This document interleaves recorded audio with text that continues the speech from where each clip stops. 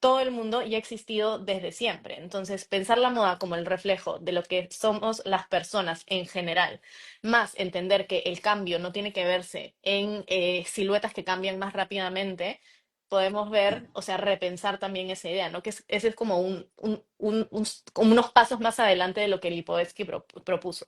I think people need clothes. It can help people instead of looking like a clone or a cipher. Bienvenida y bienvenido a la tercera temporada de Historia y Moda, el podcast donde analizamos la historia a través de la influencia cultural, económica, política y social de la moda. Diseñadores, capitalismo, guerras, tejidos, identidad, decolonización. ¿Cómo se relaciona todo esto con el mundo que habitamos? ¿Y qué tiene que ver contigo? Te lo contamos aquí. Empecemos. We don't need all these horrible old people who've been running the world. You have to go faster than the system. Hola Diana, Hola San, ¿cómo estás? muy bien, ¿y tú? Hola Muy a todas bien, y todos. muy bien, muchas gracias. Qué gusto verte ya después de muchísimo tiempo. Sí, después de un buen tiempo y pues lo hemos estado pateando por distintos motivos, así que feliz de tener esta conversación y de verte al menos así, no estamos en vivo, o sea, en persona, pero al menos vernos las caras. Sí, igualmente, aunque sea así. Pues Sí, la, muchas gracias por aceptar esta invitación. Es un tema que es súper interesante y que ya tenía muchas ganas de hacer y creo que con la pregunta del millón, ¿no? De qué es la moda. Antes de meternos en el tema, quiero darles un poquito de contexto a los que se van conectando o a los que están escuchando este video después. Y justo vamos a hablar de, pues, en dónde nació la moda, qué es la moda. Normalmente, si leemos a digamos, a los típicos teóricos de la moda, pues van a decir que nació en Europa. Si estudiamos historia de la moda, pues empieza desde ahí.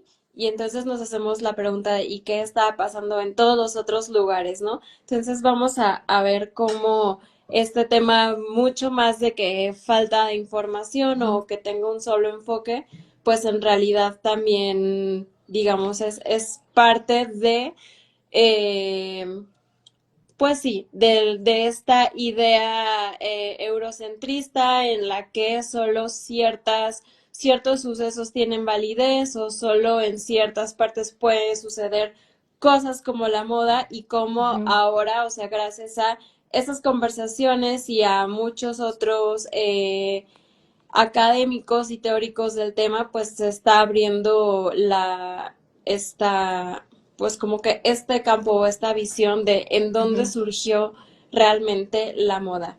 Em, Justo quiero partir con esta, digamos, como con esta idea que es de la academia, que se cree que es así, y que gran parte o gran peso de esta concepción es gracias a Lipovetsky, que en Ujú. su libro El Imperio de lo Efímero, pues él da esta definición de moda que en muchos lugares se aceptó como esto es, y la define como este fenómeno que está ligado a la modernidad y le da como una serie de características que esas características justo pertenecen a un lugar y a un espacio, pero entonces a partir de ahí se cree que los lugares y los momentos que no tuvieron esas características, pues como que no son propicios de la moda, o que lo que sucedió ahí no es moda porque no cumple con esas características, pero justo hay que preguntarnos, pero ¿quién lo dice o Ujú. por qué tiene que ser solo así o por qué nos tenemos que cerrar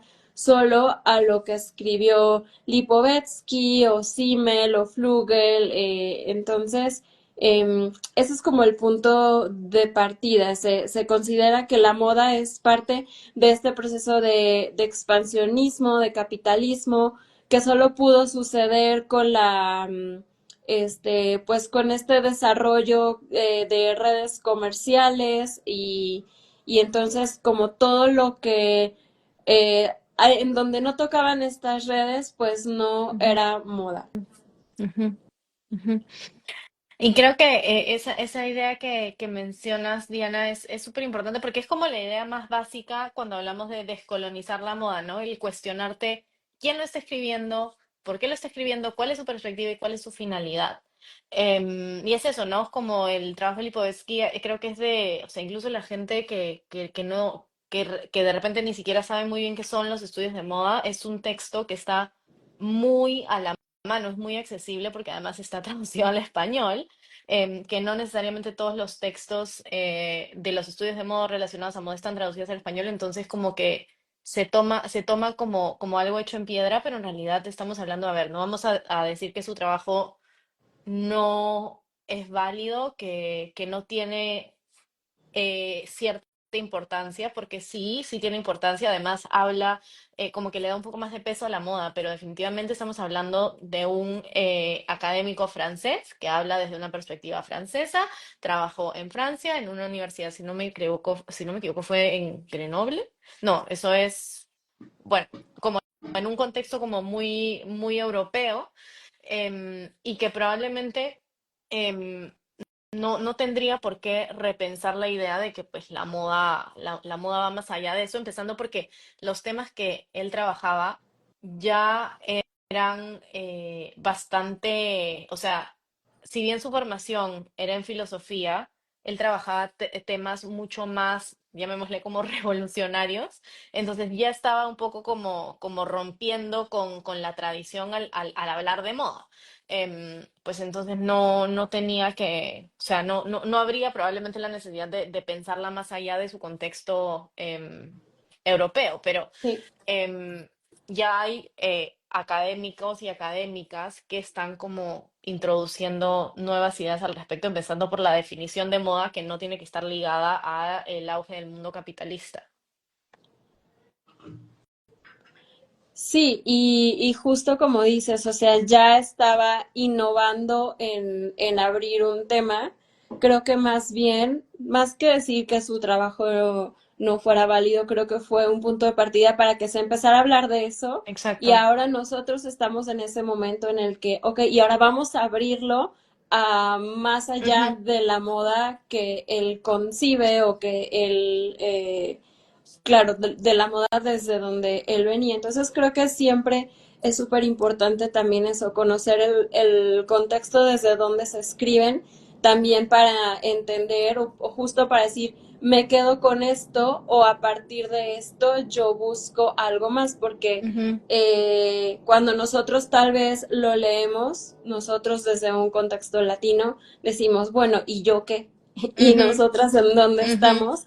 ujú, Entonces creo que pues tal vez estamos en un buen momento y tal vez desde un buen lugar para pues para que nos replantemos estas ujú, preguntas y para que se abran estas conversaciones ujú, y se promueva quienes ya han escrito al respecto o se escriban nuevas cosas al ujú. respecto, pero que se replantee nuevamente esta moda que no necesariamente está ligada al desarrollo del capitalismo. Ujú. Totalmente, y creo que algo también importante ahí es, además de que uno lo lee y dice, ya, ¿y nosotras qué? ¿Qué pasó con Latinoamérica? También está el tema de justamente de la nacionalidad, de su contexto, que em, valida básicamente todo lo que está diciendo, ¿no? O sea, el hecho de ser un académico francés trabajando estos temas tan innovadores para la época, introduciendo todas estas ideas y además que esté publicado.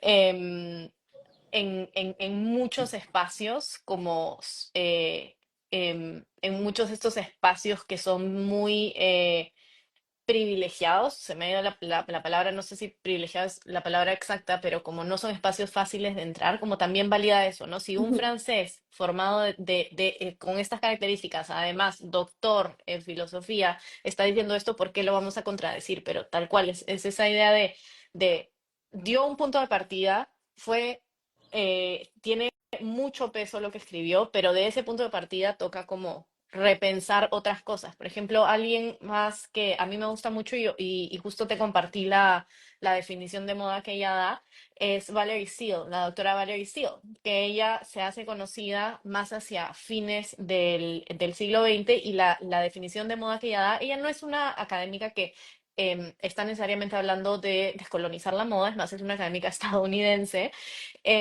pero su definición de moda a mí me encanta. Yo siempre la uso, no solamente para mi trabajo, sino también para compartirla, por ejemplo, en mis cursos de historia de la moda, porque ella define la moda hay dos partes de la definición. Una, que es la construcción cultural de la identidad encarnada, y la segunda, y la voy a leer porque es un poquitín larga.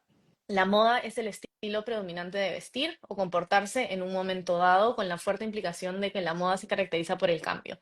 Entonces, si un poco desmenuzamos esa definición, la primera parte, como siempre digo, hay como palabras como raras, complicadas ahí, ¿no? La construcción cultural de la identidad encarnada básicamente está hablando que la moda es un reflejo de las personas, ¿no? Es algo como muy ligado a la identidad.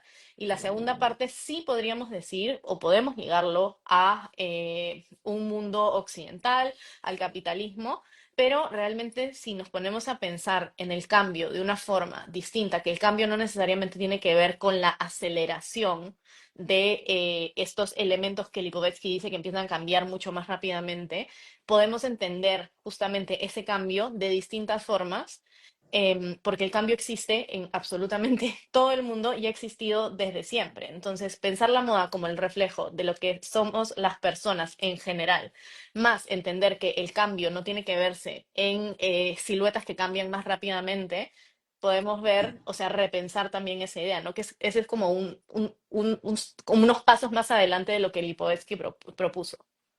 Sí, también no ligar ese cambio que tiene que suceder con cierta velocidad, porque Exacto, incluso en la misma Europa pasaron siglos sin cambios, entonces exacto. no ligarlo a qué tan rápido puede suceder el cambio, porque incluso ahora también, o sea, incluso ahora también tendríamos que preguntarnos, ¿qué es la moda si ahora la velocidad es que ya ni la podemos percibir de que Exacto. un día está esto entonces habría que, o sea, es importante creo desligarla Ujú, para que la podamos entender en todos los periodos históricos ujú. de hace siglos o qué es lo que está pasando hoy, que siempre podamos analizarla, digamos, como bajo los mismos criterios o que los criterios siempre sean los mismos Ujú, que me gusta mucho esto que es como pues este reflejo de la cultura o para mí también es como un documento histórico de ujú, todo lo que está ujú. pasando.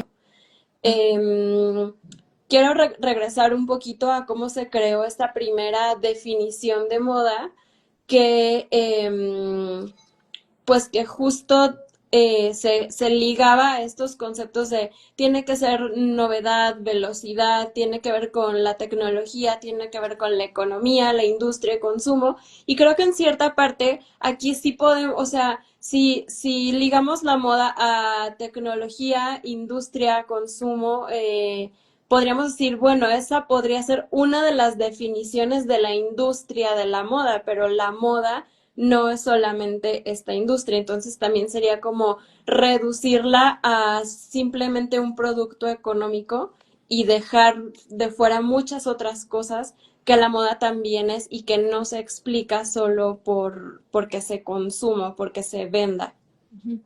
Sí, totalmente. Y creo que creo que lo que a mí me parece más interesante de esto es que normalmente cuando hablamos hoy en día de moda, muchas veces dejamos de lado el hecho de que sea una industria, pero cuando partimos para definir la moda, esa definición tan eurocéntrica en realidad parte de la moda como industria, que realmente la industria global fue construida en base a las prácticas que empezaron en Europa y bueno, la industria moderna finalmente se construyó en base a lo que se hacía en Francia. Entonces, sí, o sea, la moda, y por eso sorry que regrese tanto a eso, pero a mí me gusta mucho la definición de Valerie Steele porque creo que abarca un poco todo esto. No tiene que ver con el cambio, sí puede ser la aceleración, pero también tiene que ver con un reflejo de lo que son las personas, que esta definición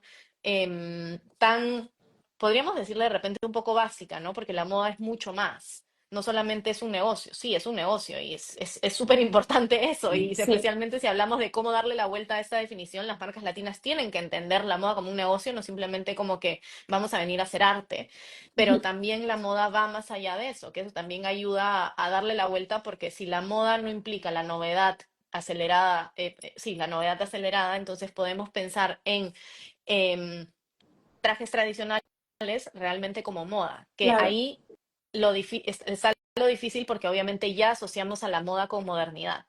Entonces, pensar en algo que no se considera, entre comillas, moderno es un poco como un juego es un, no, no es como si fuera un juego de palabras, pero un juego con lo que ya pensamos, ¿no? Porque ya se asocia con modernidad, pero al mismo tiempo abrir la definición de moda implica que podemos pensar en moda de otras Sí. formas y con otros sistemas que no sean ese sistema capitalista.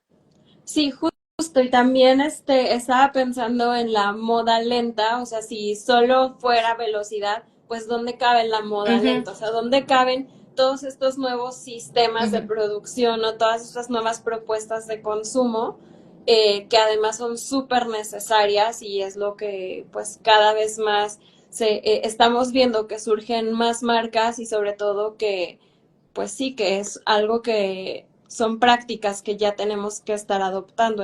ujú, Entonces, pues sí, necesitamos abrir el concepto moda porque creo que lo que sí estoy de acuerdo es que la moda puede ser cambio y tiene que abrirse para adoptar todos los cambios que ella ujú, misma, de cómo evoluciona. ujú, ujú.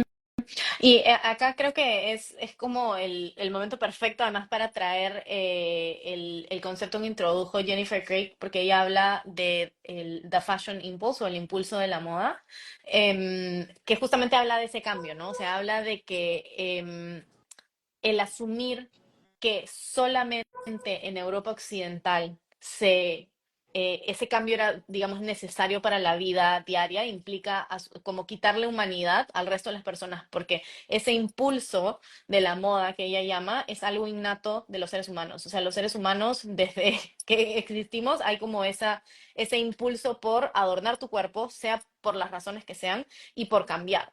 Entonces, decir que el resto del mundo no tiene ese impulso es quitarle agencia, es quitarle humanidad y básicamente dejar al resto del mundo como en la oscuridad y en el lado em, oscuro y decir nosotros avanzamos y ustedes no. Sí, Entonces, si tenemos esa visión tan binaria, ya de arranque, si partimos de que, ok, solo Europa Occidental tenía cambio, por ende tenían modernidad, por ende estaban avanzando, vemos al resto del mundo, o sea, ya como los lentes que ya te estás poniendo para analizar la moda en el resto del mundo ya son lentes que te van a dar el sello de atracados en el tiempo. claro.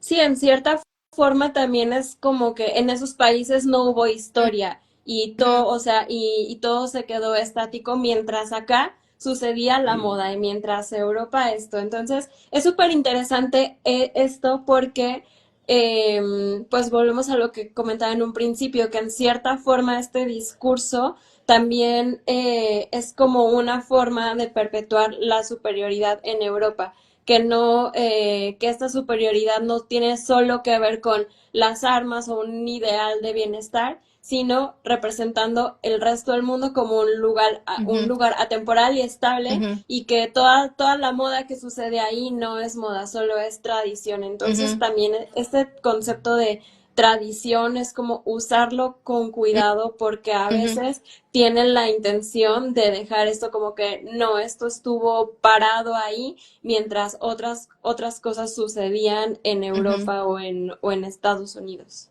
Totalmente, y sabes, también creo que es importante repensar la idea de la tradición porque tenemos la idea de que lo tradicional no cambia, pero si lo pensamos y hablemos de cualquier cosa, ¿no? O sea, pueden ser tus tradiciones de cumpleaños o tradiciones de Navidad o no sé, ¿no? O sea, si te pones a pensar de cómo son las tradiciones de otros aspectos de la vida, las tradiciones cambian, las tradiciones no se mantienen estáticas. Así hagas exactamente lo mismo, es decir, por 100 años pues no sé, hace 100 años comías un tipo de pastel y hoy día vas a comer otro, ¿no? Sí, Entonces las tradiciones, por definición la tradición cambia, o sea, no es algo estático, pero tenemos la idea de que la tradición es algo estático.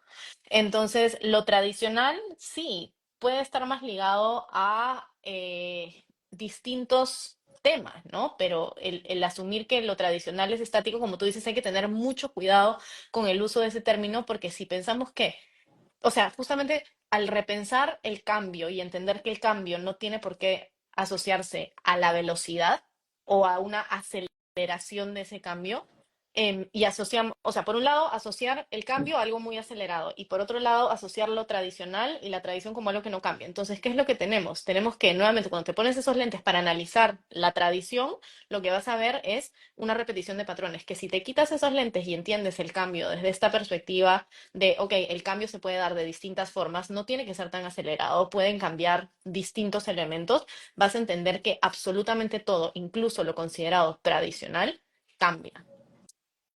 Sí, creo que un enfoque interesante del cambio sería enfocarnos en por qué cambia.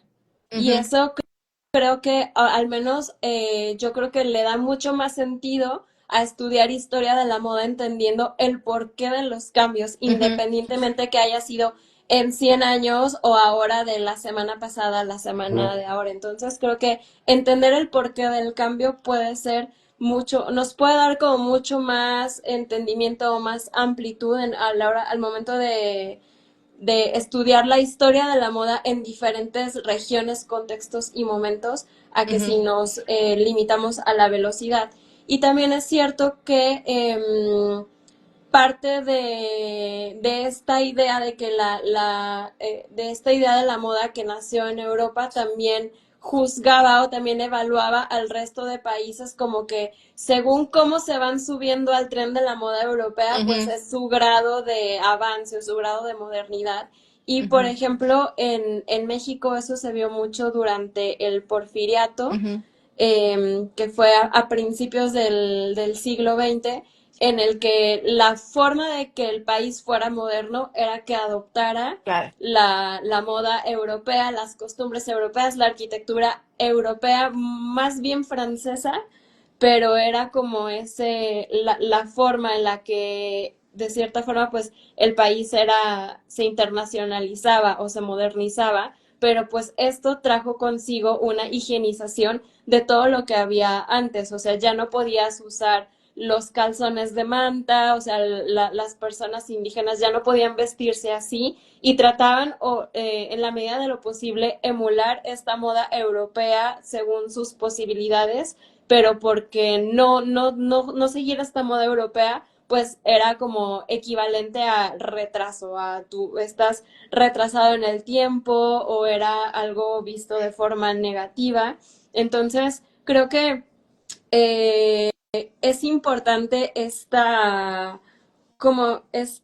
o sea, estar conscientes de esto porque todavía ahora creo que seguimos como buscando repetir prácticas que son típicas de la moda europea o sentirnos validados estando en el Milan Fashion Week o así y necesitamos como un poco, pues sí, cuestionarnos qué es la moda realmente y por qué si no fuera solo europea y si es todo lo que acabamos de decir, entonces por qué tenemos que hacerla según esos Ujú. patrones.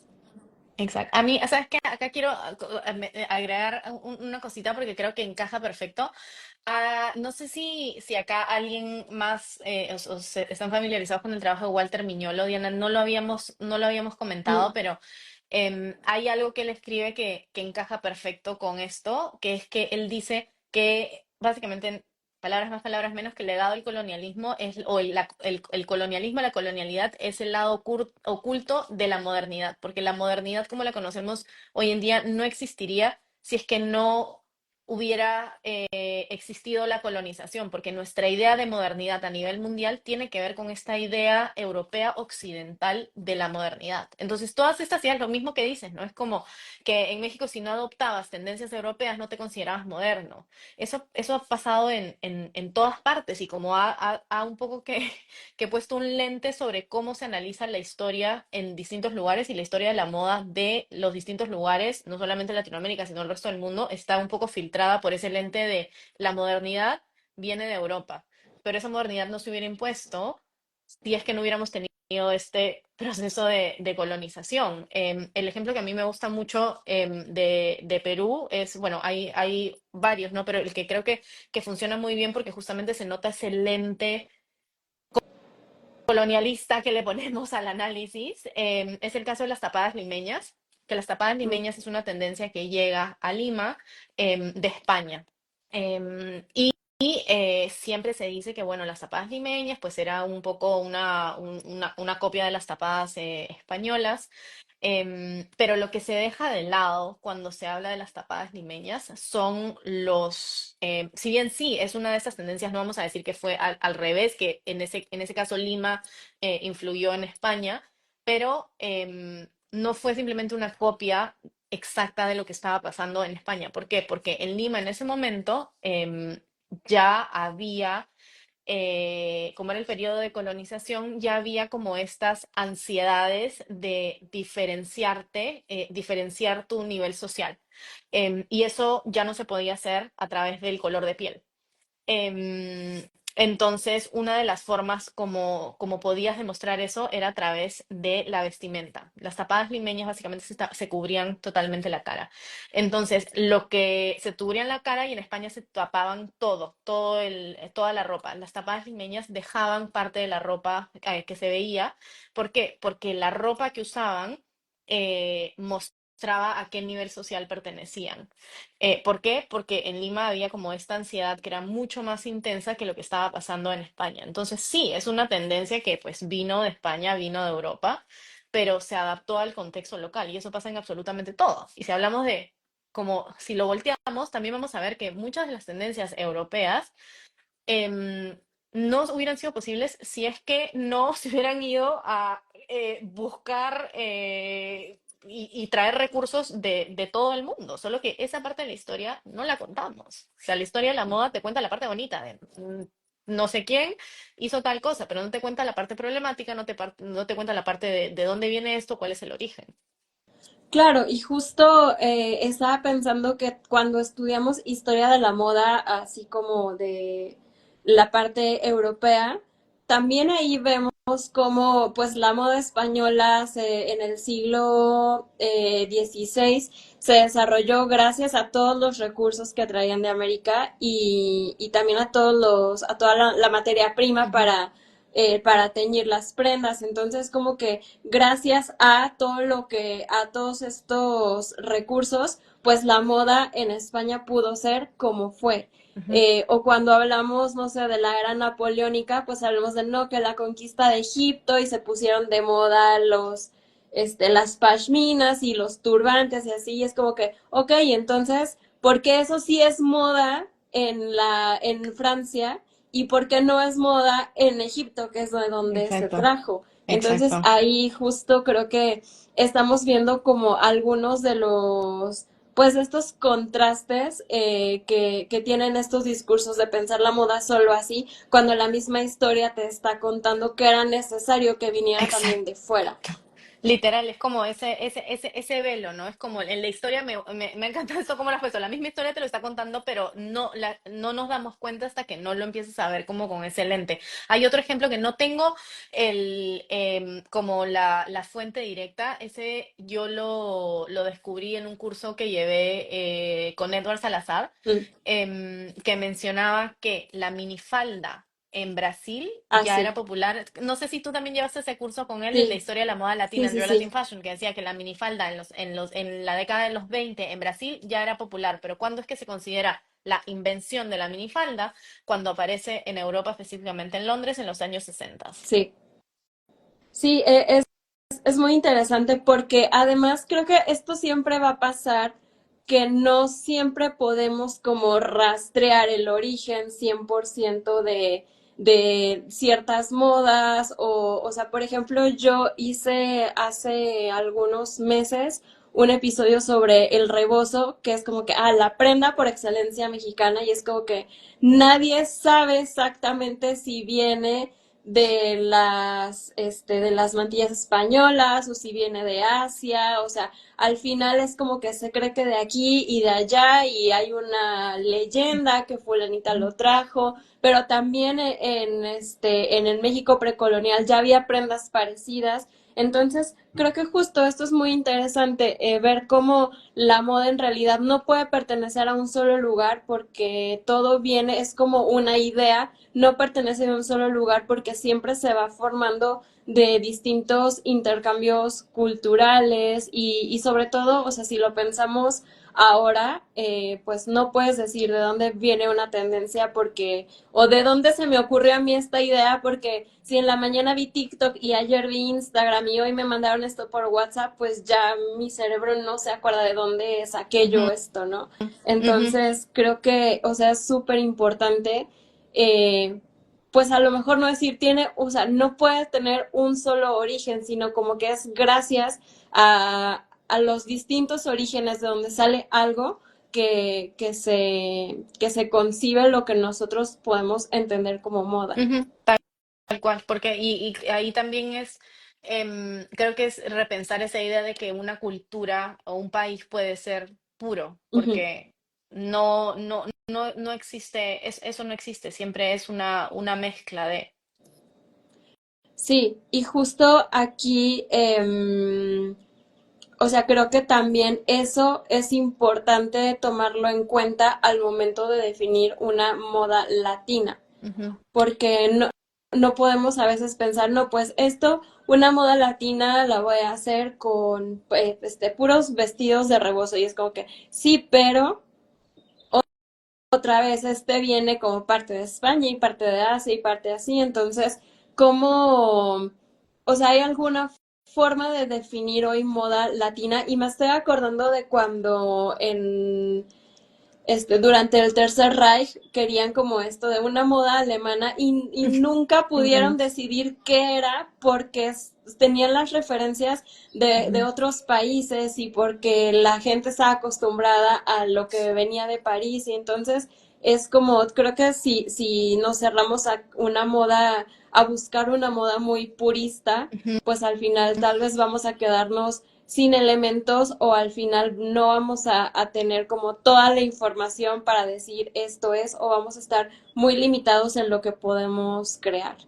Sí, tal cual. Yo pienso que eso limita muchísimo. Yo creo que ahorita estamos en un momento en el que no existe una definición clara de lo que es una moda latina, porque sí pienso que se está trabajando de una forma muy literal, justamente lo que tú estás diciendo que nos limita tanto. Yo también pienso lo mismo, pienso que se está trabajando muy literal y pienso que, a ver. Esta idea de la moda latina como muy literal y muy asociada a estereotipos, creo que se ha adoptado porque es una estrategia de diferenciación a nivel global. No solamente por la parte de producción, sino la parte de la comunicación, ¿no? O sea, el ligar a las marcas con la parte de la cultura indígena, la cultura tradicional, todos estos estereotipos, ¿no? Que creo que en Latam podemos dividirlo en dos estereotipos. Tenemos el estereotipo de lo artesanal, zona andina, y el estereotipo de lo tropical, ¿no? Ujú, Em, pero eh, lo que pasa y lo problemático es que la mayor parte de las marcas, o sea, los diseñadores, las diseñadoras que están creando estas colecciones no provienen de ese lado de las culturas de esos países. Entonces, ¿qué tan, no sé, mexicano, peruano, boliviano, ecuatoriano, colombiano puede ser si tú mismo como diseñador, diseñadora no provienes de ese lado de esa cultura? Porque nuestros países tienen muchas culturas, o sea, somos países multiculturales. ujú. Entonces ahí es donde se torna como un poco problemático. Entonces creo que ahorita estamos definiendo mucho lo latino en base a esos estereotipos, que es un legado tremendo del colonialismo. Entonces creo que tenemos que redefinirlo. ¿Cómo redefinirlo? Te soy sincera que yo todavía no tengo una respuesta. Porque creo que es muy difícil. Creo que es muy difícil porque ahorita siento que estamos en un proceso de mucho cambio, de justamente repensar este legado del colonialismo en la moda latina y cómo se va a ver eso. Creo que funciona muy bien hacerlo de esa forma porque, nuevamente, si eso se adoptó como una estrategia para diferenciarte a nivel global, claro, te hace diferenciarte, pero cuando entras a eso y todos hacen lo mismo, entonces supongo que te meten en una misma bolsa, ¿no? Entonces creo que es un tema complejo. A mí me parece que, eh, em, a ver, creo que los países que tienen fuerte la parte de producción y la materia prima, esa es una forma que se puede usar para definir lo latino, porque si hablamos, por ejemplo, de Italia, Italia hasta la Segunda Guerra Mundial era un país productor. Ujú, Después de la Segunda Guerra Mundial lo que hizo fue, o sea, dio la vuelta y posicionó a Milán como una capital de la moda, pero no fue solamente la parte de producción, fue un tema de empresas y diseñadores y creadores con esta visión como un poco, como bien alineada de hacia dónde querían llegar, ¿no? Esta era una visión más business que lo que veíamos en París. Además también había un estilo, además también habían representantes, como estos... como personas claves que se asociaban a esta idea de la moda milanesa, la moda italiana. Entonces creo que hay muchas cosas que tienen que entrar para definir lo que significa una moda latina. Creo que estoy ahorita ya dando vueltas, pero a lo que voy es, creo que ahorita está siendo muy difícil. Creo que lo importante es entenderla desde el punto de vista de cada una de las marcas. Hay una marca peruana que a mí me gusta mucho lo que está haciendo. Creo que en ocasiones sí se fue hacia el lado tal vez un poco más estereotípico, pero ahorita lo está trabajando de una forma muy interesante que es Escudo, ujú. em, porque la fundadora es limeña. Entonces están usando muchas referencias de Lima. Lima es una ciudad al lado del mar, el surf es uno de los deportes muy populares, entonces es una ciudad como muy, no vamos a decir que somos una ciudad, no somos una ciudad tropical, ni cerca a serlo, pero sí es una ciudad que se caracteriza mucho justamente por ser una capital al lado del mar. Entonces, a mí me encanta ver las nuevas colecciones porque utilizan muchas de estas referencias limeñas. Hay otra también de Lima que se llama Casa de las Casas, que también empieza a agarrar elementos limeños. Que creo que para mí esas son dos ejemplos de marcas que creo que están trabajando la identidad, no solo latina, sino la identidad peruana, porque son como ahorita las marcas que tengo más en la mira, de una forma más interesante. Entonces, no, creo que en mi opinión, creo que ahorita es un poco difícil definir lo que es la moda latina. No sé qué Sí, piensas tú.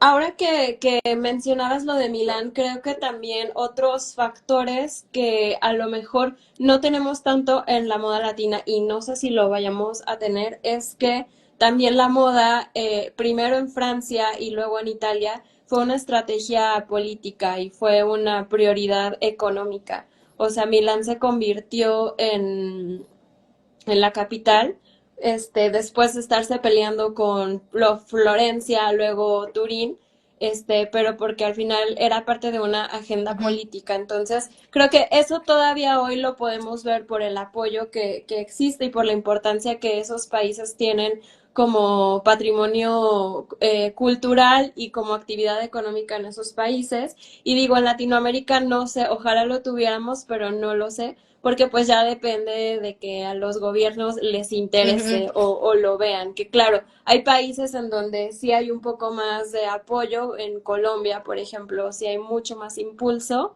eh, pero bueno, creo que yo, o sea, definiría moda latina no para encerrarla en algo así, pero más bien para decir lo que yo hago es esto, sí, yéndome o enfocándome directamente en la industria. Una moda latina es porque se hace en Latinoamérica y ujú. porque tiene como estos, en cuanto a diseño, o sea, o tiene esta historia o tiene estos elementos como los que tú mencionas, pero a lo mejor sí, digamos, en un escenario de negocios, pues moda latina es la que se hace Ujú, en Latinoamérica por personas que tienen como todos estas raíces, pero sobre todo que saben de dónde vienen, o sea, que no nada más se lo inventan o le ponen el parche bordado ahí a cualquier cosa, sino que realmente tengan esta conciencia y sería una forma de, yo lo pondría como una de eh, una forma de definir una pequeña parte de lo que es la moda latina, ujú. porque en realidad, pues la moda latina es como toda la historia de toda la vestimenta de todo lo que ha pasado, pero digamos que para una marca que diga moda latina, pues creo que sería importante eso, que se hace Ujú. desde ahí, que se hace desde ese contexto que además puede ser actual, no es como que tengas que irte otra vez a lo que se hacía en la época prehispánica, o sea, es actual porque la moda, incluso como decías, las tradiciones van cambiando y las modas que vemos hoy, que algún traje regional, pues puede que no tenga 1000 años, a lo mejor tendrá 50 años porque Ujú, siempre estas prendas se van actualizando, ujú. pero sí creo que sería como una forma de ver la moda latina como algo que no necesariamente tiene que traer cosas ancestrales, pero que justo vaya juntando todos estos elementos que también traerá muchos elementos europeos porque al final pues nos encontramos con Europa y es parte de nuestra historia y no Ujú. lo hace menos latino. Exacto, tal cual. O sea, creo que eso a mí me gusta mucho pensar, o sea, a ver, la moda actual creo que es muy difícil desligarla de Europa, porque tal cual es parte de nuestra historia. O sea, el intentar olvidarlo y querer como saltearte todo ese, o sea, a mí es que esta parte es un, como es este marco teórico, pero que a mí me gusta muchísimo, de Homi Bhabha, que te habla del tercer espacio, y yo en la moda lo que lo aplico es básicamente el no asumir que tenemos como tres periodos supermarcados y que el periodo en el que estamos ahorita, que es, bueno, postcolonial, aunque postcolonial no es, ya lo sabemos, pero no asumir que tenemos que saltearnos la colonización, porque finalmente lo Claro. que vivimos ahorita es resultado de esos procesos, ¿no? Entonces entender cómo se ve eso.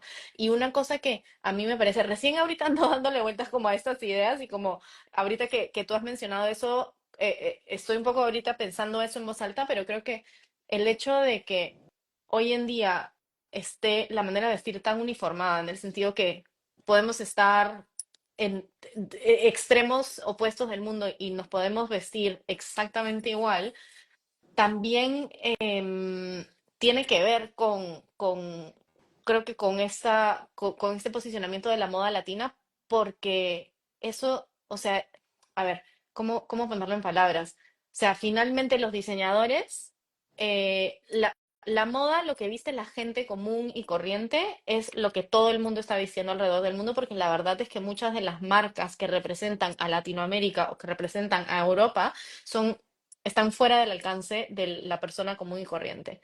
Entonces, finalmente, la manera como se viste la persona común y corriente es comprando en marcas más accesibles. Muchas veces será Zara, H&M, las marcas fast fashion. Em, entonces, todo está tan uniformado que también creo que como consumidores, pues obviamente ahí tenemos el tema de la accesibilidad, los precios y todo eso, ¿no? Pero como consumidores también creo que si o sea, también toca desligarnos de esa idea de em, como la tendencia que vino de Europa, porque finalmente en temas de consumo también se ve mucho, ¿no? O sea, en H&M, especialmente, no sé, en Perú y en la parte de Sudamérica, que tenemos las temporadas opuestas, literalmente llega unos meses más tarde. No sé cómo pasa en México, pero en Perú literalmente llega unos meses más tarde por el tema de que la temporada está atrasada, entre comillas, cosa que no es verdad.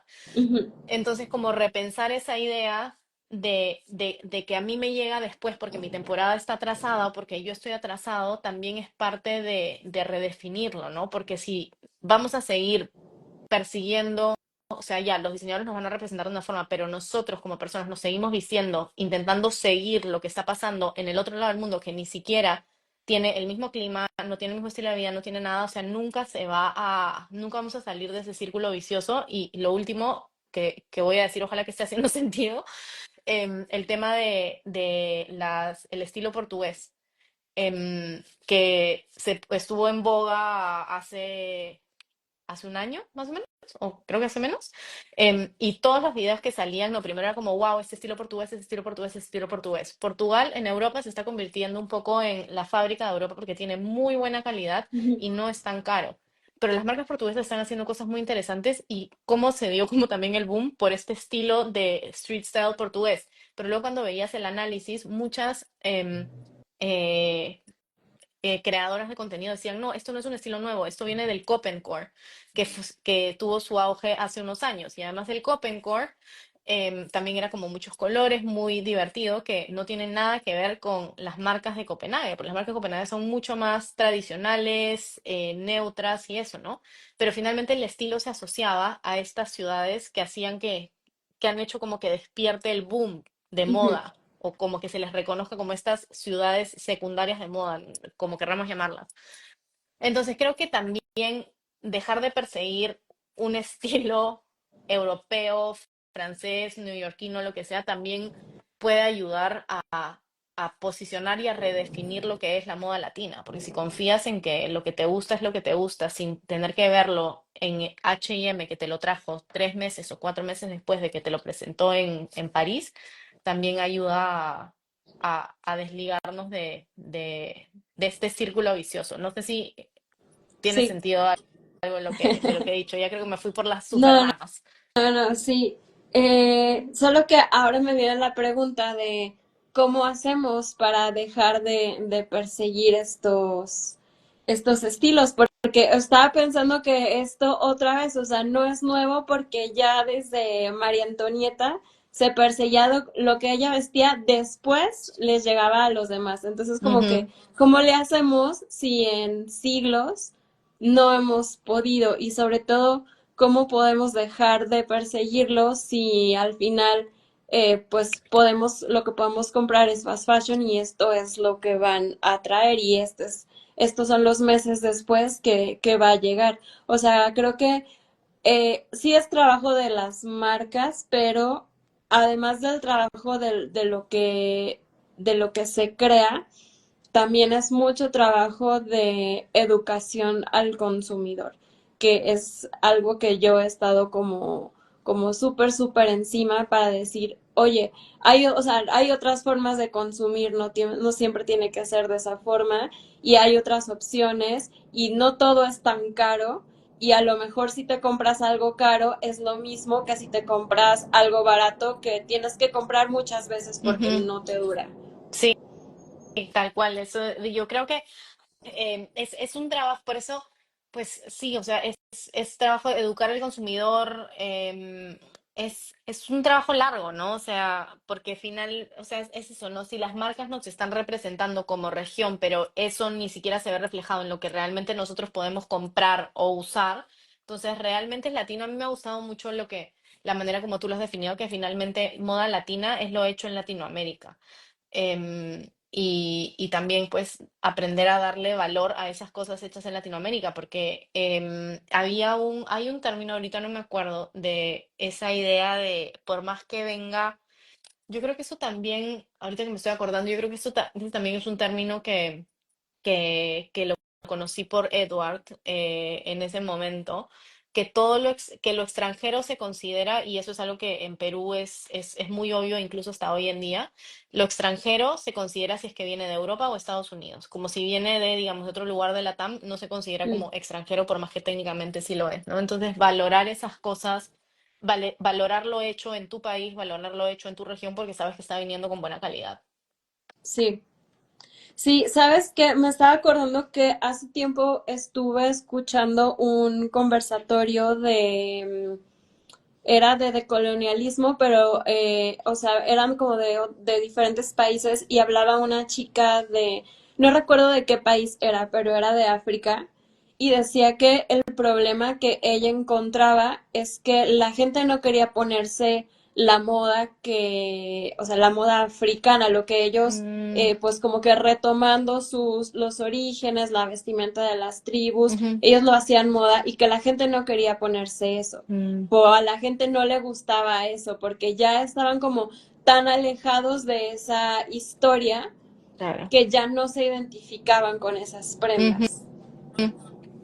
Claro, y eso es, o sea, es súper, a mí creo que, pues, es complejo, ¿no? Porque lo que pasó en África es un poco, o sea, es súper interesante ver, y otra vez creo que esa es una de las ideas también más interesantes de la descolonización de la moda, de pensar de comunicarnos de sur a sur, en vez de tener que filtrar todo por Europa, por Estados Unidos, por el norte global. Y es súper interesante porque si en África no quieren hacer eso, o sea, nosotros que tenemos un proceso de colonización que viene desde mucho más atrás, y como esta, llamémosle mezcla, llamémosle como querramos llamarle, ¿no? Como el periodo en el que estamos, no podemos Ujú. desligarnos de Europa. Si en África no se están no se acepta eso, o sea, también es como, co- ¿qué, qué es lo que eso puede implicar para una región como Latinoamérica? Que estamos incluso más, porque finalmente Latinoamérica es interesante porque somos considerados mundo occidental y mundo no occidental un poco a la Ujú, vez. África, si empezamos a ver los matices, por más que sí, o sea, nosotras podemos decir, claro, obviamente en África también hay cultura occidental, pero cuando ves los matices, Latinoamérica es la región que tiene como este gris. África está automáticamente posicionado en no occidental. sí. No sé, es Eh, una, o sea, creo que salen más preguntas, como que creo sí, que no, sí, sí, salen muchas sí, más pero preguntas de sí, o sea, creo que siempre, o sea, como que nunca vamos a nunca contestarlas, vamos ¿no? No. Pero sí, estaba pensando en algo que dice Yuval Noah Harari en el libro de Sapiens, Ujú, en el que explica cómo como que las sociedades van cambiando y ahora, las sociedades que ahora eran agricultoras no podían volver a ser cazadoras porque ya habían pasado muchas generaciones, entonces ya no se acordaban cómo cazar o cómo era cuando era ser cazadores, porque ya, o sea, como que esa historia se va diluyendo. Entonces, justo me acordaba de esto porque pues ya no nos acordamos cómo era producir de la manera en que, o sea, no sé, con los telares o con teñidos ujú, naturales o cómo era vestirnos así, o sea, si ahora yo me pongo algo que, no sé, un huipil, pues a lo mejor yo, Diana, lo hago porque me gusta como este acercamiento con la cultura, porque a lo mejor con los cortes así, pero no es como que es lo normal, o sea, la ujú, gente se lo pone casi porque puede que sea un souvenir más, no ujú, porque diga es la moda normal o es la moda ujú, de siempre. Entonces, ujú, yo creo que, o sea, como al final la moda es cíclica y pienso como que sí pasamos por este periodo enorme de casi supresión de todas esa vestimenta. Creo que ahora sí estamos viendo como un regreso y no digo que luego todos nos vamos a vestir en México con huipiles, pero que sí poco a poco nos estamos acercando a un momento en el que estas dos cosas conviven y las dos cosas son moda y un huipil o un rebozo o sea, todas estas prendas pueden ser como insertadas dentro de lo que se considera una moda contemporánea. ujú. Y creo que sí, eso es lo que estamos viendo con muchas marcas y que yo espero, no sé, a ver con tanta ciencia, a ver si estoy viva dentro de 100 años, para ver si ahora sí lo estamos viendo así. O sea, creo que estamos en un periodo de cambio, pero seguramente son cambios que nuevamente requieren muchísimo tiempo para configurar como esta nueva moda en la que ya no hay esta separación en tradición y moda, sino que realmente Sí. la moda es una sola y es la historia, sí, la historia de Sí. cada país y conviven ambas cosas. Sí, de acuerdo. Y también creo que lo más difícil también es, porque claro, nosotras en estos espacios hablamos de esto.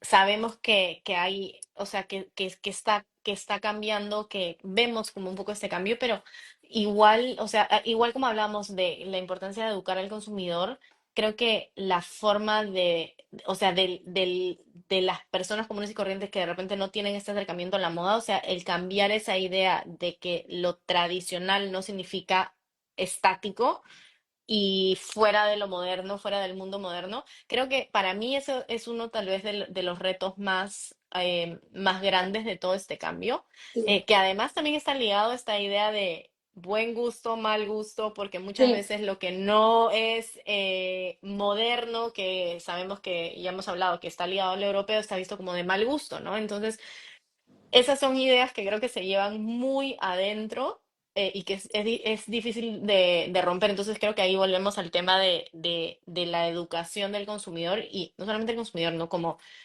yo no sé, ya me estoy yendo como un poco más hacia historia pura y dura, pero a mí me da mucha curiosidad saber si hoy en día en los colegios siguen enseñando la historia de la misma forma, porque seguir enseñando la historia de la colonización como que fue la entrada a la modernidad.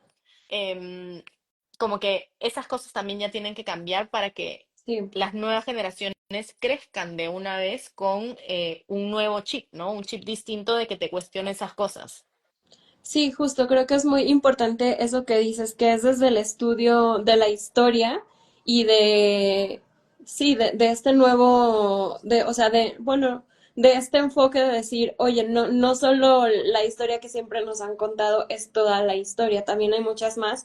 Y creo que sí, entendiéndolo así, pues puede haber más apertura a que lo que es tradicional, pues no necesariamente es que te estés vistiendo o con algo antiguo o vintage, o sobre todo también estaba pensando que aparte de que se considere de mal gusto, también te puede decir como que eres de otra clase social o vienes Exacto. de un pueblo, Ujú, entonces también como poco a poco ir borrando esas ideas y que creo que la historia es muy importante o es muy decisiva para entender eso de una manera diferente.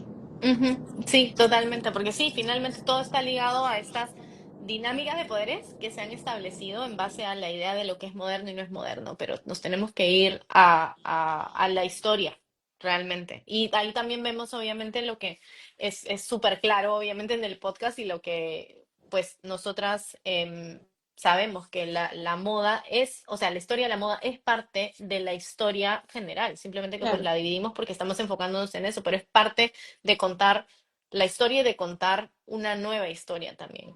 sí. Aquí voy a leer unos comentarios. Víctor Alcántara dice, Judith Butler dice que el fenómeno de la moda es político y todo fenómeno político es una interacción social, economía, tradición, regulación, etcétera. Somos animales políticos y sociales, diría un griego. Sí, justo lo que hablábamos, que es al Ujú, final esta parte de las interacciones y sobre todo que no pueden ser estáticas. ujú, Y Fashion Retail Thinking dice eso, lo tradicional no significa ser estático, que eso ujú, creo que es un concepto también que tenemos que seguir remarcando y no dejar como ujú, que lo mismo, como que la historia no es como que se quedó ahí, o sea, hoy también estamos hablando de historia, o sea, también podríamos hablar de la moda, historia de la moda del siglo XXI y vamos a ver muchos cambios y van a continuar. ujú, Entonces, ujú, sí, entender que todo es movible.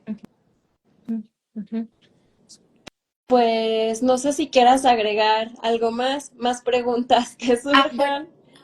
lo único creo que ese comentario de lo de Judith Butler y lo de que la moda también bueno, política, creo que, y ya que estamos terminando con lo de tradicional, de repente como para ponerlo en contexto a eso, o sea, eh, yo obviamente estoy hablando como peruana limeña, no puedo hablar por absolutamente todos los lugares del Perú, pero en la mayor parte de lugares del Perú que conozco, cuando hay algún evento formal, em, la manera de vestir es hombre con terno, con traje, mujer con vestido largo. Em, el hecho, por ejemplo, que en un espacio muy occidentalizado de Perú alguien vaya con algún tipo de prenda tradicional, esas son cosas que llaman la atención y que no solamente es un wow, llama la atención y ya no, eso es un acto político, o sea, eso es la moda, o sea, politizando la moda porque o sea, combinar esta idea de lo que supuestamente es tradicional, que no va dentro de estos espacios de, entre comillas, formales o como querramos llamarlo, y romper esos espacios y dar mensajes, ¿no? Y si nos vamos fuera de la idea de lo tradicional, un hombre usando falda, si bien la falda es un pedazo de tela, en la mayor parte de lugares del mundo un hombre usando falda va a llamar la Sí. atención. Y eso es un mensaje muy fuerte. Sí, creo que estoy pensando que a veces la forma en que podemos cambiar esas ideas, o sea, como tratar de romper esta moda hegemónica, o sea, esta estética, puede ser desde los mismos lugares hegemónicos, como, ok, pues yo como marca mexicana participo en Milan Fashion Week y propongo eso. Y entonces a lo Ujú, mejor que estuvo en Milán, entonces es válido y lo traes, pero en realidad ya venía de aquí. O sea, creo que Ujú. sería como una forma de hackear de cierta forma, o Sí. que, no sé, publicaciones como Vogue, que por más que sea Vogue México, pues al final siempre es como que sigue eso, pero que ellos lo propongan no como solo una editorial, sino como que Ujú, esta es la moda, usar huipil en una boda es la moda, y ujú, entonces la gente a lo mejor porque viene de Vogue, que al final es americano y está Vogue Italia y lo que sea, ujú. como que siento que sería como una forma de hackear, de hacerlo pensar que porque es europeo, pero en realidad estás poniendo, Sí, o sea, es latino como, lo que estás como haciendo. Creo hackear, que podría ser hackear interesante. el sistema. A Sí, mí la manera creo que más me gusta de cambiar esas cosas es, y especialmente porque si hablamos, volvemos a eso, ¿no? Esta idea de la moda latina, no estamos en un espacio, en un contexto, en un momento en el que podamos simplemente separarla, pero creo que la mejor manera como de empezar a definir la moda latina es justamente hackeando ese sistema, ¿no? Entender, te conoces las reglas del juego y con eso se hackea el sistema y vamos creando de a pocos y en conjunto porque ya hemos visto, no pueden ser solamente las marcas, también son los consumidores, también tenemos que ver desde el lado de comunicación, ¿no? Hackear ese sistema para sí, redefinir lo que es la moda latina. sí. Bueno, pues muchísimas gracias, San. Creo que, o sea, como siempre no son temas que, ok, ya entendimos, sino que siempre surgen muchas dudas, pero pues justo son estas reflexiones las que creo que cada quien lo va contestando con su propio trabajo como marcas y van haciendo sus propias propuestas y al final, pues solo abrir los espacios es como lo que es importante para ver qué pasa y para ver qué podemos hacer cada quien desde nuestra trinchera. Totalmente, totalmente. Y gracias, Diana, por invitarme. Tú sabes que, pues, me encanta poder conversar de estas cosas y siempre se queda corto porque tal cual no hay una respuesta y salen más Sí, preguntas. Así que gracias. pues muchas gracias a ti, gracias a todos los que se conectaron, a los que nos están escuchando después. Y les recuerdo que estamos a menos de 15 días del Congreso Diseña el Futuro, en el que vamos a tener conversaciones de otro tipo, pero surgirán muchas más preguntas. Entonces, no se pierdan todo el contenido que tenemos de todos los expertos que van a estar ahí juntos en un solo lugar, hablando de moda y de todos los perks que hay alrededor de la industria. Así que no se lo pierdan. Muchas gracias otra vez, San, y nos seguimos viendo y seguimos platicando. Gracias, Diana. Gracias a todas y todos. But where do they get that experience from to continue? You get it from culture. You put yourself in the shoes of people who lived before you. You get all the ideas come from the past.